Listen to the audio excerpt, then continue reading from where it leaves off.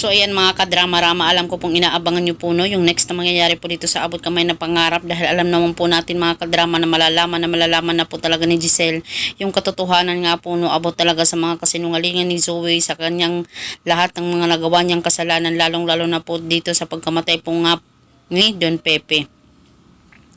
Kaya itong si Giselle talagang malalaman niya yung katotohanan dahil nga po sa DNA test result na yun. Naalala niyo po ba mga kadrama yung DNA test result na hinawakan noon ni Don Pepe? At makikita po talaga yun nila Giselle at saka nila RJ doon sa mga kagamitan nga po ni Lolo Pepe. Kaya sasabihin ni Giselle na stop saying tita, alam ko na ang totoo, Zoe, na hindi ka totoong anak ni Ubeng, hindi ka tanyag, wala kang dugong tanyag, diba? Dahil hanggang ngayon, alam naman po talaga natin na hindi talaga sila okay dalawa, kahit tita nga po yung tawag ni Zoe. Dahil doon pa lang talaga malalaman mo kung kadugo mo yung isang tao, hindi, kasi itong si Zoe, malayo po talaga sa kanyang attitude. Itong si Annalyn sobrang napakabait. Siya talagang parehong-pareho talaga kay Moira.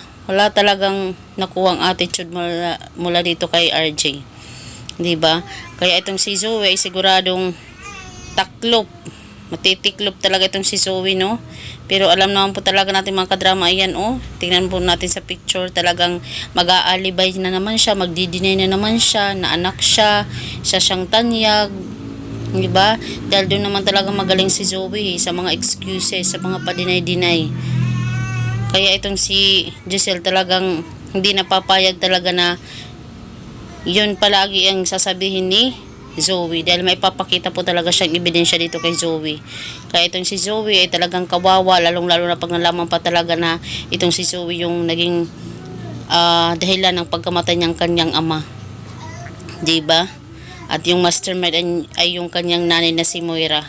Dapat nga matapos na nga po itong drama na to para pagbayaran na talaga nila Zoe yung lahat ng mga nagawa nilang kasalanan, diba? Para magkaroon na talaga ng hustisya yung pagkamatay ni Don Pepe, kasi mahirap no sa isang tao pag namatay ka tapos hindi mo nakakamit yung hustisya.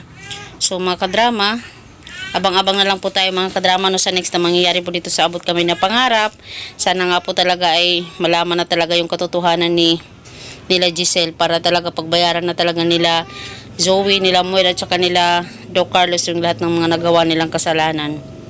So yun lang po mga kadrama, maraming salamat agin sa palagi niyong panonood ng aking video. Huwag niyo pong kalimutan na i-like, i-share at saka i-subscribe na din po talaga yung channel ko para sa susunod na video is ma-update ko po yung mga kadrama. Maraming salamat again dahil malaking tulong po talaga kayo sa aking channel, kung alam nyo lang.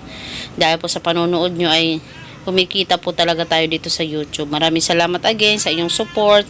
Sana hindi kayo magsawang suportahan po ako at ang aking channel.